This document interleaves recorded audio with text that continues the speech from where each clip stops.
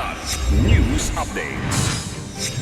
Mga balita ngayon, moral ng mga sundalo matapos ang pag-aresto kay dating Pangulong Rodrigo Duterte mataas pa rin, pagbibitiw itinanggi. Peace and Justice Brigade nagbigay ng parangal kay Major Jude Salangoy, ang nasawing piloto. Lalaking Chinese na nanipa ng pusa sa Makati arestado dahil sa overstaying. Ako po si Cesar Soriano para ihatid ang mga nangunang balita sa buong kapuluan ngayon.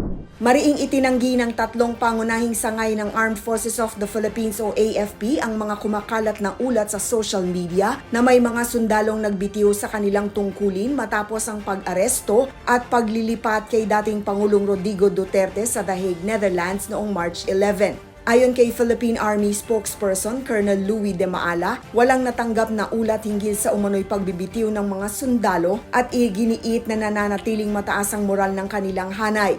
Kinumpirma rin ito ng Philippine Navy at Philippine Air Force na kapwa nagsabing nananatili silang tapat sa konstitusyon at nakatutok sa kanilang mandato na protektahan ang bansa. Samantala, hinimok ni AFP spokesperson Colonel Francel Margaret Padilla ang publiko na huwag magpakalat ng hindi beripikadong impormasyon at tiniyak na nananatiling profesional at nagkakaisa ang AFP sa pagseserbisyo sa bayan.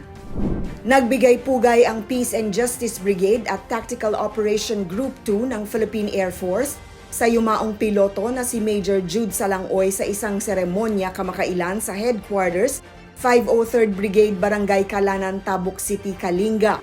Sa pag-uwi ng nasawing piloto sa tahanan niya sa Kalinga at bago ihatid sa kanyang huling hantungan sa mga libingan ng mga bayani, nakiisa ang mga kaanak, kaibigan at kapwa sundalo upang magbigay ng huling respeto kay Major Salangoy, miyembro ng PMAC Club Diwa Class of 2014. Kilala siya sa kanyang dedikasyon sa serbisyo kabilang ang kanyang misyon sa Pitch Black Exercise sa Australia. Sa seremonya, kinilala ang kanyang kabayanihan at sakripisyo.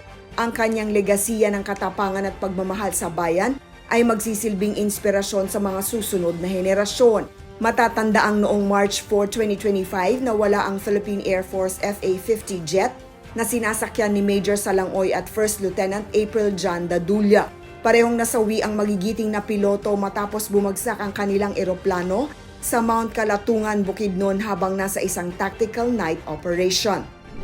Arestado ng intelligence officers ng Bureau of Immigration o BI ang lalaking Chinese na nasangkot sa paninipa sa isang pusa na ikinamatay nito sa Ayala Triangle Garden sa Makati. Kinilala ang lalaki na si Jiang Shan, 32, na dinakip ng BI sa harap ng kanyang bahay sa Barangay Palanan matapos mapag-alaman na nag-overstay ito sa Pilipinas.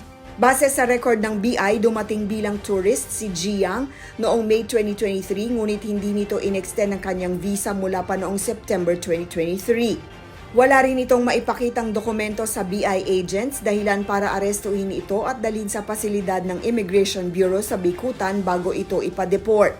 Kamakailan nang nag-viral si Jiang nang sipain ito ang isang community cat na si Ken na nooy nagpapahinga sa walkway na naging dahilan ng pagkamatay ng pusa.